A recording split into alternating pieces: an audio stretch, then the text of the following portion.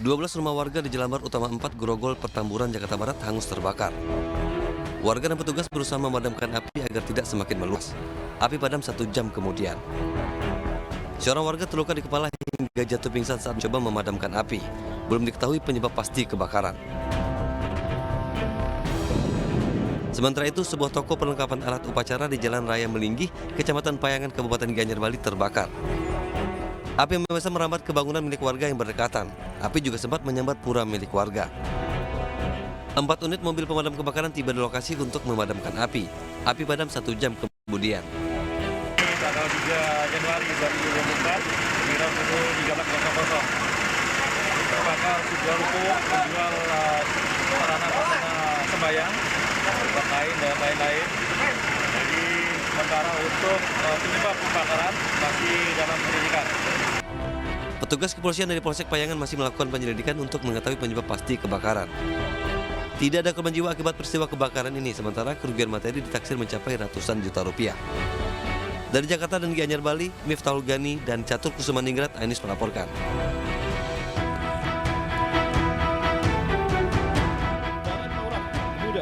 Haji Hasan, Kota Palopo, Sulawesi Selatan diwarnai kejar-kejaran polisi dengan para pelaku tawuran.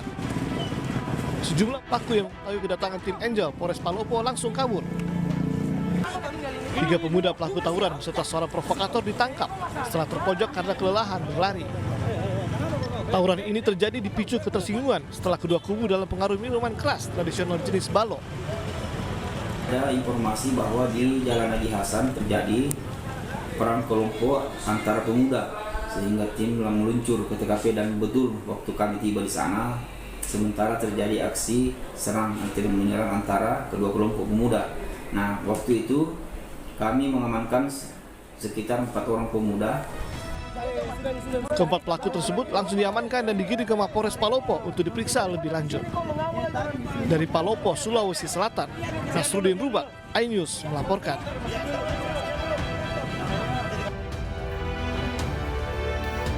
Ya, selamat siang pemirsa, apa kabar Anda hari ini? Senang sekali saya Wiki Adrian. Dan saya Fazilah Khairunisa kembali hadir menemani Anda dalam iNews Siang. Selain 3 berita utama tadi, iNews Siang juga akan menyuguhkan beragam informasi penting lainnya.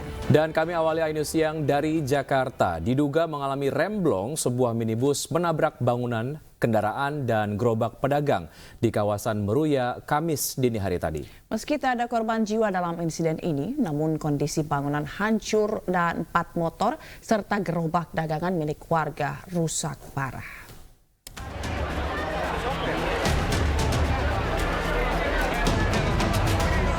Warga terkejut dengan adanya bunyi suara kencang saat minibus menabrak sebuah rumah dan gerobak pedagang di Jalan Majelis, Meruya, Jakarta. Diduga minibus mengalami remblong hingga tak bisa mengendalikan laju kendaraannya. Sontak warga sekitar pun langsung mengecek dan menolong korban. Tidak ada korban jiwa dalam kecelakaan ini, pengendara pun dalam kondisi selamat. Saya pikir mobil biasa dong, mau lewat aja. Saya langsung masuk ke sini. Saya baru masuk itu, langsung keluar gitu. Kemudian Anda nganterin temannya habis pulang nge-gym itu di depan kontrakan Residence. Oke, Bang, untuk kondisi rumah sendiri gimana, Bang? Ya, sesuai gambar lihat aja, Pak. Ini rumah Abang atau bukan? Bukan. Saya ngekos itu. Ada yang tinggal di sini, Bang? Nggak ada, kebenaran lagi dikosongin. Oke, Bang, selain rumah apa aja, Bang, yang rusak lagi nih, Bang, yang hancur, Bang? Kendaraan 4 biji. Kendaraan? Selain menghancurkan rumah, 4 kendaraan yang terparkir dan gerobak pedagang rusak parah. Untuk proses pemeriksaan, pengemudi beserta kendaraan dibawa ke kantor unit Laka Lantas Jakarta Barat. Dari Jakarta, Miftahul Gani, iNews melaporkan. Polisi akhirnya menetapkan pegawai BNN di Bekasi, Jawa Barat yang diduga melakukan KDRT ke istrinya sebagai tersangka. Meski berstatus tersangka, hingga kini polisi belum menahan pelaku.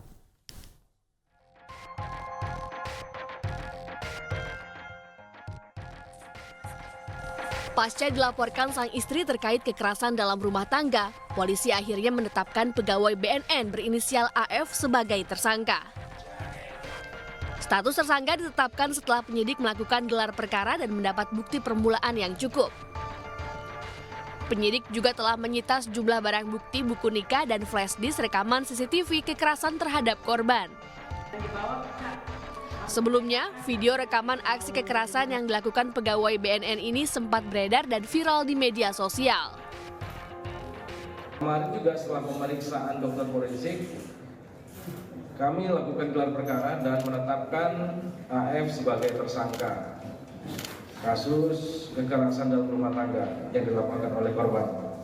Terkait hal ini, BNN RI juga menyerahkan seluruh proses hukum ke Polres Metro Bekasi Kota.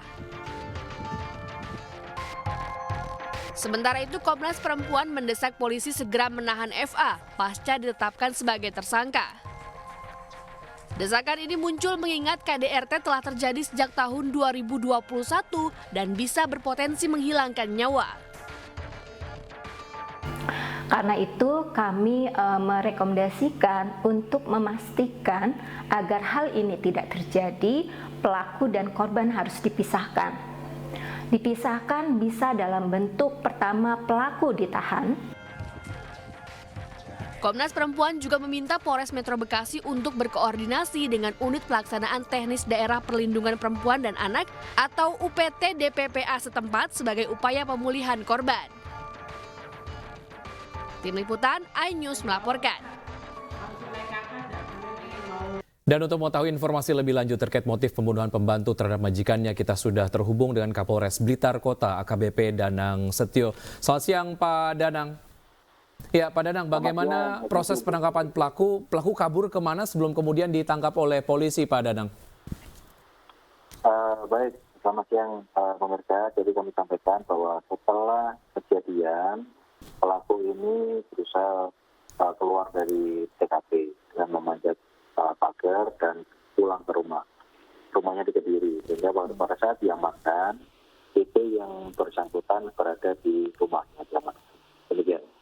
Baik, lalu apakah benar motif pembunuhan korban ini lantaran masalah gaji dan larangan ibadah atau ada motif lain, Pak? Baik, jadi hasil pemeriksaan dalam rangka penyelidikan dan penyidikan terungkap bahwa alasan dari pelaku ini sakit hati. Sakit hati yang pertama karena memang tidak sesuai dengan gaji yang dijanjikan pada saat masuk sejumlah 3.100.000 sesuai dengan diiklankan, namun pada kenyataannya ketika kita masuk kerja disodorkan kontrak ini tiap bulan dengan gaji 1 juta dan bonus sejumlah sekian puluh ribu. Ini bisa diambil setelah kontrak selama 3 bulan selesai.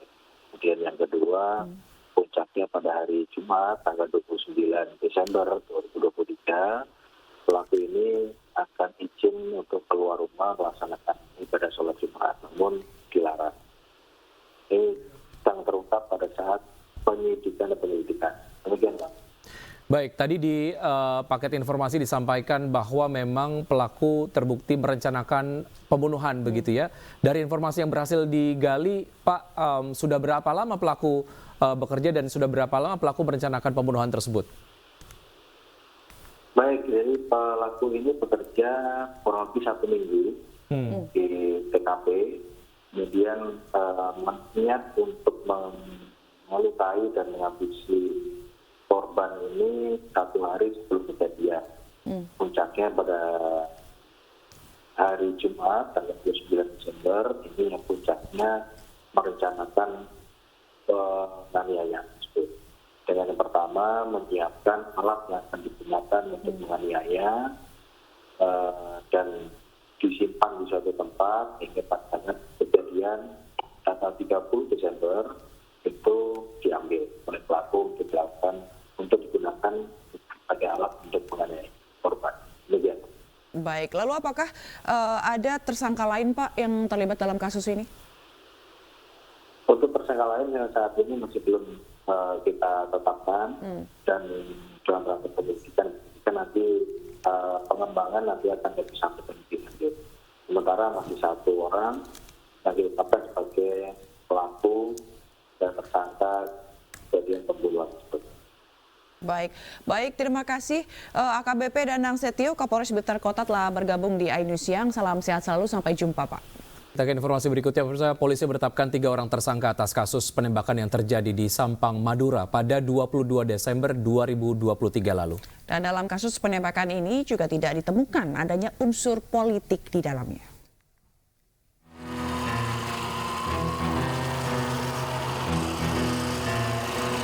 Setelah melakukan pemeriksaan 13 orang saksi, Ditreskrimum Polda Jatim akhirnya menetapkan 3 orang tersangka atas kasus penembakan muara relawan Prabowo Gibran di Banyuates, Sampang, Madura.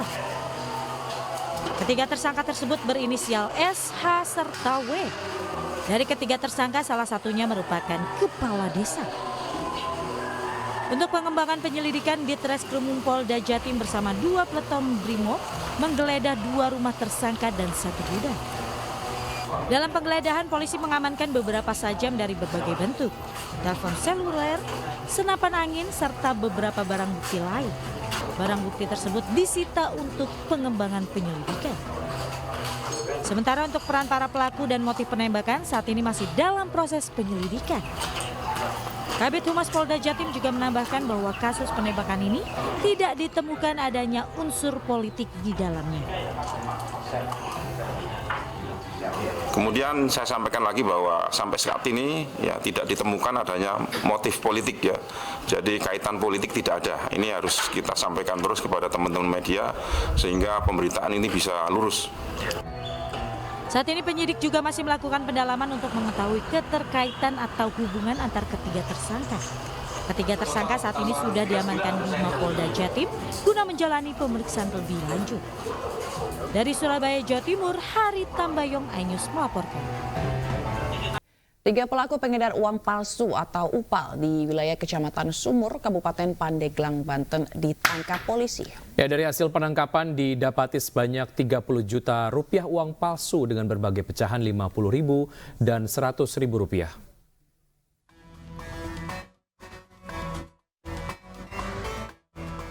Beginilah suasana saat anggota kepolisian Polres Pandeglang menangkap 3 pelaku pengedar uang palsu yang beraksi di wilayah Kecamatan Sumur, Kabupaten Pandeglang, Banten. Diketahui ketiga pelaku yakni Randi, Oji, dan Zulkifli merupakan warga Sukabumi dan Bogor yang ditangkap saat mengedarkan uang palsu. Diduga para pelaku sengaja menyebarkan uang palsu tersebut di daerah terpencil agar tidak diketahui. Sementara pelaku utama yang tinggal di luar daerah masih buron. Saya bilang kemungkinan ada tersangka lainnya karena kami belum menemukan peralatan untuk mencetak dan bahan-bahannya. Yang 3 ini cuma berperan untuk menyebarkan uang? Ya, kemungkinan mereka datang ke sini untuk menjual uang palsu tersebut. Untuk sementara hanya di wilayah Kecamatan. Dari ketiga pelaku diamankan uang sebanyak 30 juta rupiah dengan pecahan $100 sebanyak 83 lembar, pecahan $100.000 sebanyak 166 lembar, dan pecahan $50.000 sebanyak 155 lembar. Pihak Satreskrim Polres Pandeglang masih mendalami kasus tersebut dan menyebut akan bertambahnya para tersangka. Akibat perbuatannya, para pelaku terancam hukuman 15 tahun penjara. Dari Pandeglang, Banten, Iskandar Nasution, iNews melaporkan. Pemirsa, pasca deklarasi dukung ke Gibran, belasan oknum anggota Satpol PP Garut, Jawa Barat disanksi skorsing dan tak digaji selama 3 bulan. Ya, deklarasi dukungan itu disebut atas inisiatif salah satu petugas. Kami dari Forum Komunikasi Bantuan Polisi Pamung Praja Kabupaten Garut menyatakan Indonesia membutuhkan pemimpin muda di masa depan. Mas Gibran, Raka Buming Raka. Viral video sejumlah oknum anggota Satuan Polisi Pamung Praja Kabupaten Garut, Jawa Barat memberikan dukungan pada calon wakil presiden nomor urut 2, Gibran Raka Buming Raka. Dalam video itu, mereka menyatakan Indonesia butuh pemimpin muda di masa depan.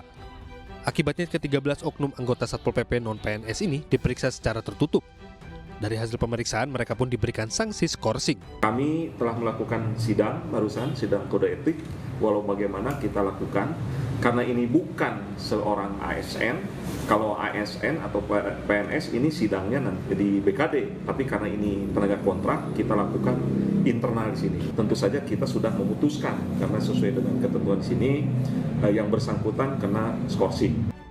Selain itu, berdasarkan pengakuan mereka, video viral dukungan terhadap Gibran dilakukan atas inisiatif salah seorang petugas dan dibuat di salah satu pos pengamanan perkotaan.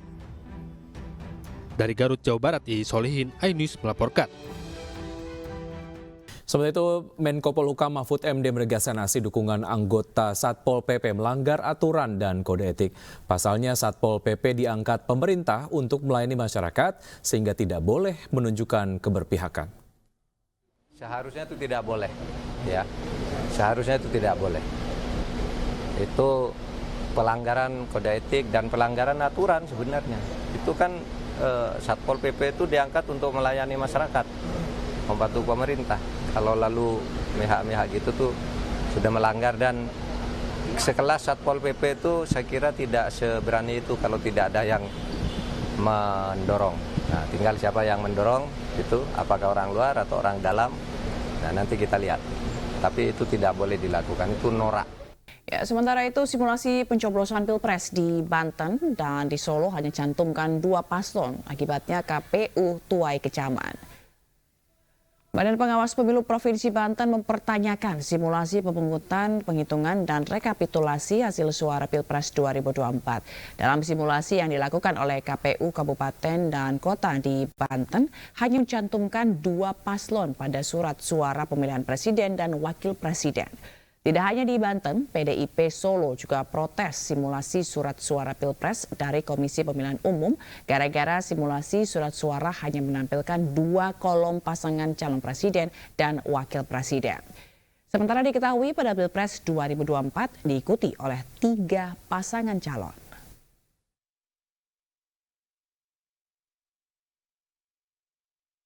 Tim hukum TPN Ganjar Mahfud melaporkan kasus pengeroyokan oknum TNI terhadap 7 relawan Ganjar Mahfud ke Komnas HAM. Pelaporan dilakukan karena aksi penganiayaan tersebut dianggap mencederai hak asasi manusia, khususnya dalam bersuara dan berpolitik.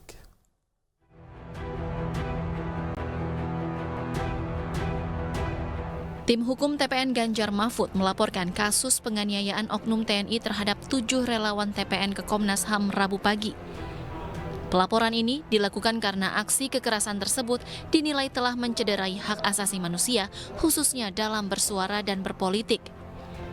Selain itu, Komnas HAM juga diminta untuk memberi perlindungan kepada para korban dan keluarganya untuk mencegah adanya intimidasi dan ancaman.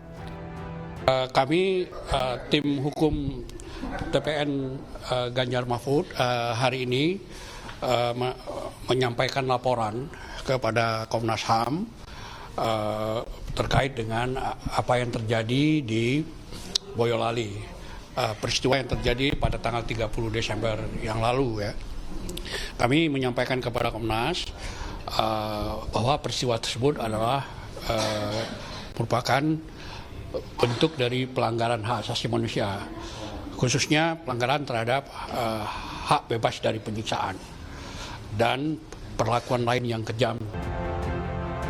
Usai menerima laporan, Komnas HAM akan berjanji akan melakukan pendalaman dan mengumpulkan beberapa bukti sebelum menyelidiki lebih lanjut.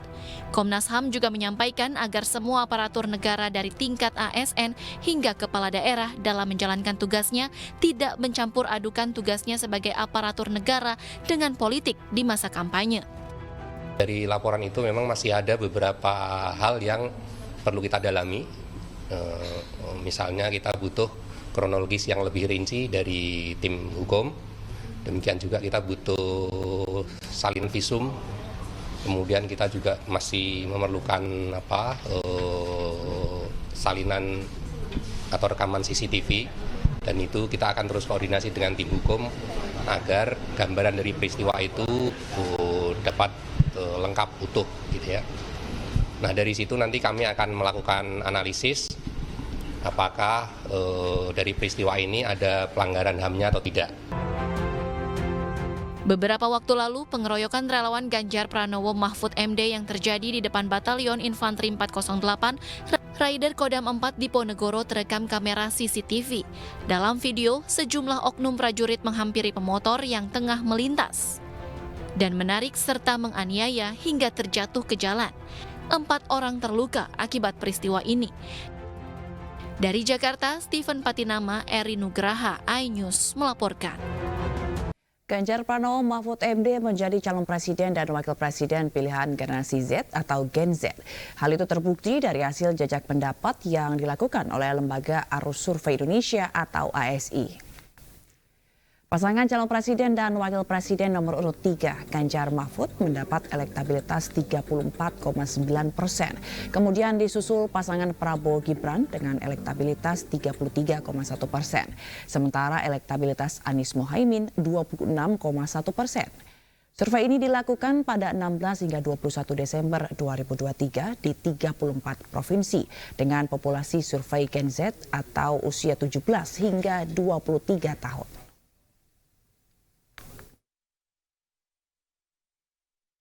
Calon Presiden dan Wakil Presiden nomor urut 3 Ganjar Pranowo dan Mahfud MD kerap berkunjung ke pesantren-pesantren di provinsi guna menyerap aspirasi terkait menciptakan keunggulan santri, kiai maupun tenaga pendidikan pesantren serta pondok pesantrennya.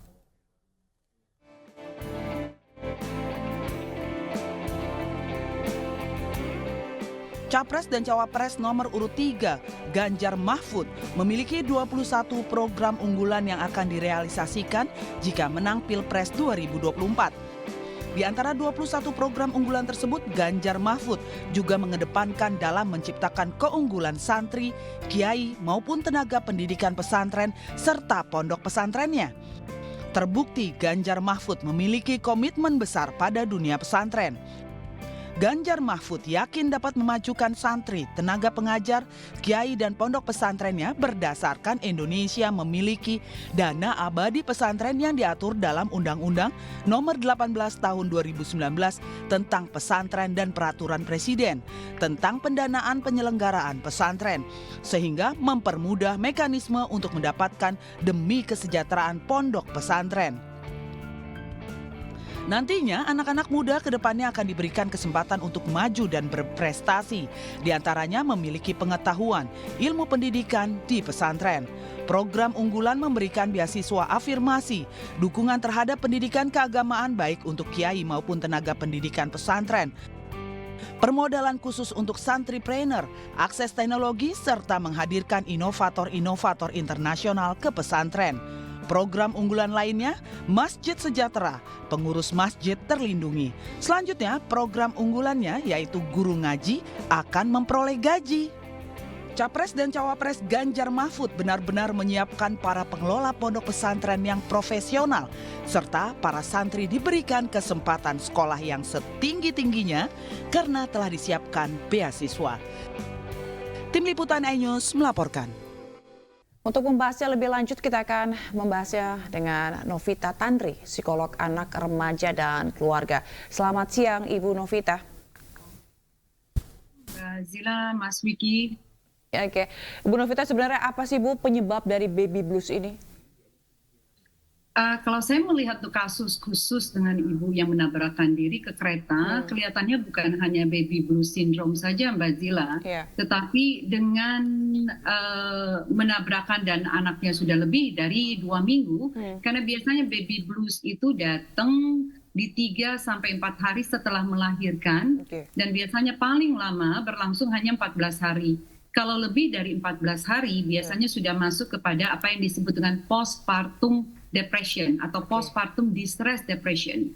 Jadi sindrom, postpartum sindrom. Jadi 2 minggu. Dan kalau ini tidak ditangani dengan cepat, memang bisa menyakiti diri sendiri atau menyakiti bayi yang dilahirkan oleh sang ibu.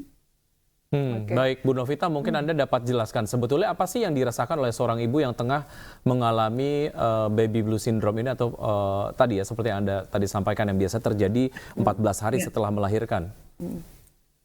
Karena menjadi seorang ibu itu adalah adaptasi yang cukup besar yang terkadang sebagai seorang ibu tidak menyadari itu. Jadi kesulitan dengan beradaptasi dari yang single, contohnya misalnya di malam hari gitu ya, yang biasanya kita ibu-ibu bisa tidur di malam hari dengan tenang, dengan baik, gitu ya, cukup. Tetapi dengan adanya bayi yang bangun setiap 2 jam, setiap 3 jam untuk diberikan ASI, dan akhirnya kesulitan untuk bisa tidur dan paginya tetap harus mengasuh si anak. Kalau sampai tidak mendapatkan bantuan daripada extended family support system yang ada di dalam rumah, kelelahan yang terjadi akan terasa sangat berlebihan, Dan ibu-ibu ini akhirnya menjadi sulit untuk bisa menerima bayi yang ada karena merasa bayi ini akhirnya menjadi penyebab daripada kelelahan yang berlangsung terus-menerus.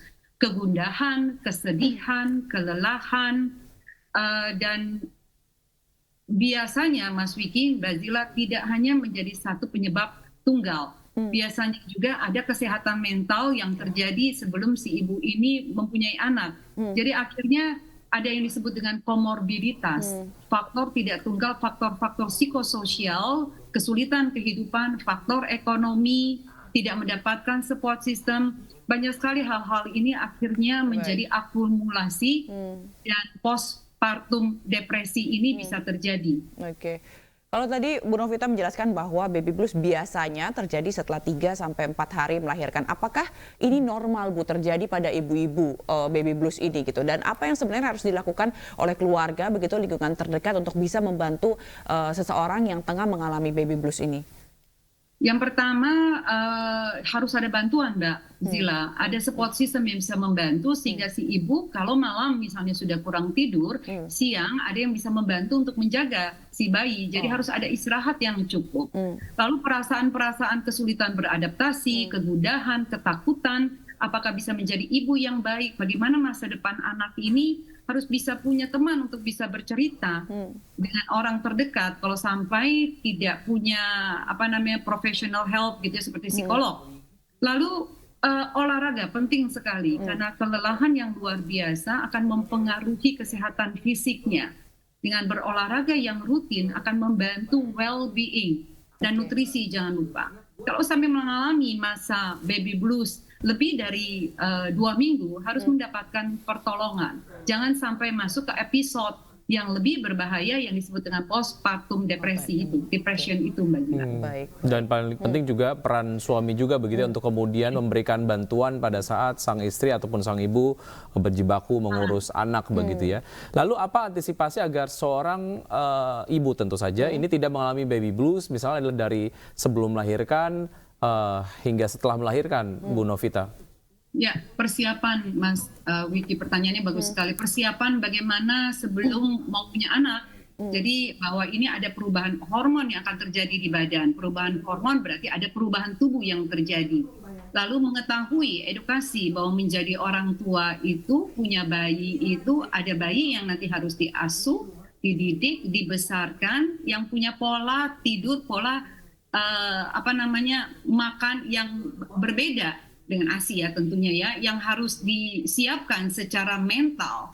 Jadi mentalnya harus kuat, fisiknya harus kuat, bahwa keluarga juga yang dalam hal ini suami atau keluarga yang terdekat itu bisa membantu mereka. Sehingga persiapan yang matang, memahami apa yang akan dihadapi, membuat si ibu ini lebih siap untuk menghadapi anak yang nanti dilahirkan. Karena kalau sampai baby blues ini tidak dicegah, diantisipasi sejak sebelum hamil dan melahirkan, postpartum depresi ini terjadi dan sulit sekali. Dan ini saya lihat kelihatannya tidak mendapatkan pertolongan baik dari orang-orang terdekat, tidak melihat gejala yang terjadi, sehingga korban ibu harus melayang dan anak akhirnya kehilangan ibu yang harusnya menjadi pendamping hidupnya ya di masa mendatang. Baik, ini juga memang menggambarkan bahwa tugas menjadi seorang ibu baru begitu menjadi satu hal yang sangat-sangat challenging dan juga cukup berat begitu ya.